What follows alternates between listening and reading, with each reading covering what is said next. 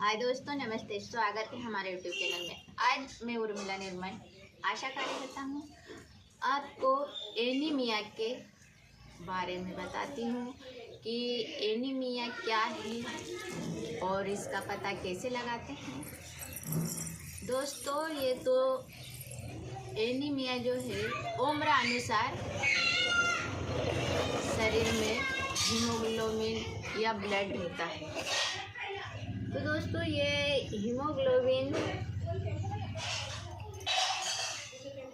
कितना रहना चाहिए बच्चों में या बड़े वयस्कों में, तो इसे हम माप कर ही इसका पता लगा सकते हैं। तो ये उम्र अनुसार हीमोग्लोबिन शरीर में रहना ज़रूरी है। जैसे 0 से 5 वर्ष के बच्चे हैं तो उनमें 11 पॉइंट रहना चाहिए। खून यानी 11 पॉइंट खून में हीमोग्लोबिन की मात्रा 100% होना ज़रूरी है। और 6 से 17 वर्ष के बच्चों में 12 पॉइंट होना है और वयस्क है उनमें 12 से 13 पॉइंट ब्लड हीमोग्लोबिन होना ज़रूरी है। और गर्भवती महिलाओं में आज देखा जाता है तो 11 पॉइंट होना ज़रूरी है। 11 से नीचे रहता है हीमोग्लोबिन तो वो कम रहता है। और पुरुषों में भी 11 से 13 पॉइंट हीमोग्लोबिन या ब्लड रहना ज़रूरी है। तो दोस्तों, इसका अपन पता कैसे लगाएंगे? इसका पता माप द्वारा लगाया जाएगा। जो डॉक्टर चेक करेंगे कि इसका ब्लड में हीमोग्लोबिन कितना है, वो माप द्वारा ही पता चलेगा। अगर कोई व्यक्ति है जो अपने को दिख रहा है कि ये इसमें खून की कमी है, तो बहुत सारे व्यक्तियों का जो लक्षण रहते हैं वो अपन देख सकते हैं। जो कमज़ोर व्यक्ति रहता है वो तो अधिकतर काम में उसका मन नहीं लगता, चिड़चिड़ा हो जाना या थोड़ा बहुत काम करने पर बहुत थकान महसूस हो जाना या उसकी सांस फूलना, हृदय गति तेज हो जाना, यानी कि थोड़ी दूर भी वो चलेगा तो उसकी जो हृदय गति है वो तेज अधिक धड़कन जो है ना वो अधिक से धड़कने लग जाती है। और त्वचा का पीला हो जाना और नाखून जो अधिक एनीमिया रहता है यानी कि अधिक कमज़ोर व्यक्ति रहता है उसका जो नाखून है ना वो चम्मच के आकार जैसे हो जाते हैं। ये मेरे नाखून तो ठीक है क्योंकि मैं स्वस्थ हूँ इसलिए मेरे नाखून ठीक है, लेकिन किसी व्यक्ति जो कमज़ोर एनीमिया है उसमें खून की कमी है, बहुत खून की कमी है, तो वो व्यक्ति के जो नाखून है वो चम्मच के आकार में हो जाएंगे। यहाँ नाखून के बीच में जो खड्डे पड़ जाएंगे, तो वो व्यक्ति भी यानी कि अधिक कमज़ोर है, उसमें खून नहीं है, इसलिए ऐसे व्यक्तियों के नाखून हो जाते हैं, हाथ पीले पड़ जाते हैं, सफ़ेद हो जाते हैं और जो पलकें हैं आँखों की वो पीली पड़ जाती है। तो दोस्तों, ये ऐसे व्यक्तियों को हम डॉक्टर को दिखा सकते हैं और उनका इलाज ले सकते हैं, क्योंकि वहाँ जांच हो जाएगी तो वो समय से ठीक हो जाएंगे। और इन व्यक्तियों को अपने खान पान पे अधिक ध्यान रखना चाहिए, क्योंकि जब हम हीमोग्लोबिन चेक करवाते हैं तो हीमोग्लोबिन 2 शब्दों में बना है। एक तो हीम से यानी कि अपने शरीर में लोहा तत्व होना बहुत ज़रूरी है, और ग्लोबिन यानी ग्लोबिन से प्रोटीन, जो भी हम खाना खाते हैं उससे हमें प्रोटीन मिलती है। तो खाने में भी बहुत सारे चीज़ जैसे हरी भाजी है, आंवला, मेथी, पालक, ऐसी बहुत सारी हरी सब्जी है, उन चीज़ों को खाना बहुत ज़रूरी है क्योंकि उनसे हमें प्रोटीन मिलती है। और लोहा तत्व, आयरन, आंवला है, नींबू है, खाने में जो भी अपन खाते हैं ना तो खाना खाते समय खट्टी चीज़ का उपयोग ज़रूर करना चाहिए, क्योंकि उनसे हमें विटामिन सी मिलती है।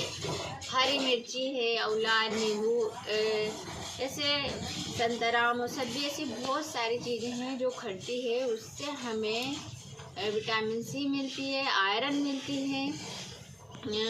आंवले की पत्ती आती है, उसकी भी अपन सब्जी बनाकर खा सकते हैं क्योंकि उसमें अधिक आयरन रहती है। तो दोस्तों ये चीज़ खाने से हम स्वस्थ रहेंगे कि हर मौसम बदलते जो भी फल फ्रूट आते हैं वो खाना बहुत ज़रूरी है क्योंकि हम जब हमारे शरीर में खून नहीं रहेगा तो हम काम कैसे करेंगे, हमारी एनर्जी नहीं रहेगी। इसलिए खाना पीना मौसम के बदलते ही हर चीज़ का खाना पीना ज़रूरी है। आम है, सेब है, ऐसे बहुत सारे जो फल मौसम के बदलते ही फल अपने अपने समय पर जो फल उपलब्ध रहते हैं वो फल खाना चाहिए क्योंकि इससे व्यक्ति में कभी कोई चीज़ की कमी नहीं आती। कभी अपने शरीर में प्रोटीन या आयरन की कमी रहेगी तो वो व्यक्ति कमज़ोर हो जाएगा क्योंकि अपने ब्लड में हीमोग्लोबिन होना बहुत ज़रूरी है। हीमोग्लोबिन रहेगा तो हमें एनर्जी मिलेगी, शक्ति मिलेगी। जो हम हाथ पैर उठा रहे हैं इसमें एनर्जी नहीं रहेगी।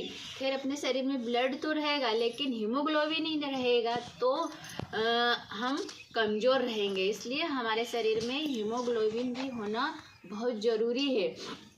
यानी कि बच्चों में अक्सर देखा जाता है कि हीमोग्लोबिन की कमी से बच्चों का कहीं मन नहीं लगता, चिड़चिड़ा हो जाता है और बहुत सारी ऐसी समस्या बच्चों में आ जाती है, पढ़ाई में मन नहीं लगता। अब अपन बात करेंगे कि जब शुरुआत में ही घर में जब गर्भवती माता रहती है तो गर्भवती माताओं में जब ब्लड में हीमोग्लोबिन नहीं रहेगा तो वो माँ के पेट में जो बच्चा है वो कैसा स्वस्थ रहेगा। माँ ही कमज़ोर है तो बच्चा भी कमज़ोर रहेगा। जिस गर्भवती माँ में ब्लड की कमी रहेगी, हीमोग्लोबिन की कमी रहेगी तो उस माँ का बच्चे का विकास नहीं हो पाएगा। विकास नहीं हो पाएगा तो उस गर्भवती महिला का फिर अबॉर्शन ही करवाना पड़ेगा क्योंकि बच्चा जब माँ के गर्भ में नहीं स्वस्थ है तो बाहर आएगा तो बाहर आने के बाद भी उसका वृद्धि विकास नहीं होगा क्योंकि वो माँ में ही हीमोग्लोबिन की कमी है, खून की कमी है। तो आने वाला बच्चे को जब जन्म देगी वो माँ तो फिर जन्म देगी क्योंकि थोड़ा बहुत जो भी इलाज रहेगा उसके द्वारा हो जाएगा, लेकिन उस बच्चे में जब कमी रहेगी तो उसके आगे की जो भी वृद्धि विकास है वो नहीं हो पाएगी। बच्चा कमज़ोर रहेगा क्योंकि बच्चे की माँ के पेट से ही अच्छी लालन पालन हो सकती है तो बच्चा अच्छा तंदुरुस्त होगा। बच्चा तंदुरुस्त होगा तो उसकी वृद्धि विकास अधिक होगी और जब वृद्धि विकास ही नहीं हो पाएगा तो बच्चा क्या करेगा। इसलिए दोस्तों समय बदलते हर चीज़ का खान पान जरूर करें, अपने शरीर में जांचें डॉक्टर द्वारा ज़रूर कराएं क्योंकि हीमोग्लोबिन से ही अपने शरीर में लोहा तत्व और प्रोटीन मिलती है जांच करवाने से और खान पान से। तो दोस्तों अगर अपन खाना खाने के हर 2 घंटे बाद या 2 घंटे पहले ही चाय का उपयोग करें क्योंकि हम जब चाय पीते हैं तो चाय से हम जो भी खाना खाते हैं तो हमारे शरीर में जाती है वो तो चाय आयरन ख़त्म कर देती है। इसलिए चाय का उपयोग खाना खाने से 2 घंटे पहले या 2 घंटे बाद में ही करना चाहिए। खाना खाने के बाद चाय कभी नहीं पीना चाहिए क्योंकि चाय हमारे शरीर का जो भी हमको आयरन मिलती है वो ख़त्म कर देती है। अगर दोस्तों आज की हमारी वीडियो आपको पसंद आई हो तो हमारे चैनल को लाइक शेयर सब्सक्राइब ज़रूर करें और कमेंट भी करें क्योंकि आपका एक कमेंट मेरा अनुभव बढ़ाएगा। थैंक यू, धन्यवाद।